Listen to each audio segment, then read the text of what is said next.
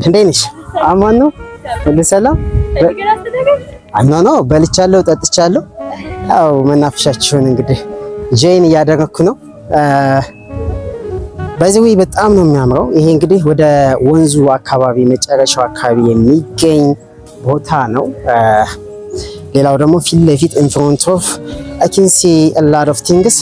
ቤተሰብ በጣም ያምራል። በጣም ይለያል። መናፈሻው ደቡብ ወሎ ላይ ኮምቦልቻ ከተማ ይገኛል።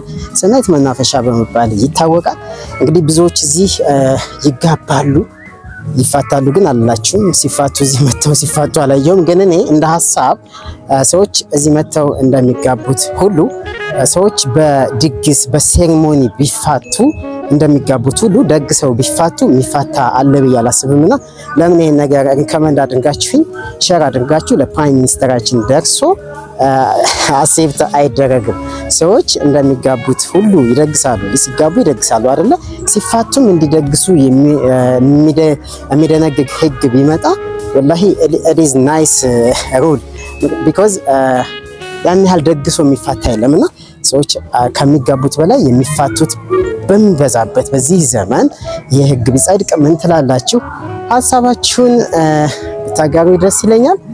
ሌላው በጣም ብዙ ተዝናኞች በዚህ ቦታ ላይ መተው ሲዝናኑ something ታያላችሁ። hey baby ህፃናቶች እንደምታዩት ዋው በጣም ያምራሉ። ብዙ ህፃናቶች ይመጣሉ። a lot of ህዝቦች እዚህ ይመጣሉ፣ ይዝናናሉ። oh my gosh እዚህ ጋር እያያችሁ ነው አይደል? የሰርግ ሴሬሞኒዎች አሉ፣ የተለያዩ የሰርግ ሴሬሞኒዎች አሉ። እነዚህን ሴሬሞኒዎች መታችሁ ፈታ ዘና እያላችሁ ማየትና እናንተ ራሳችሁ መዝናናት ትችላላችሁ። ይህ ወሎ ኮምቦልቻ ከተማ ላይ የሚገኝ በሸሻበር ራውንድ ሸሻበር አካባቢ የሚገኝ ሰናይት መናፈሻ ይባላል። ብዙ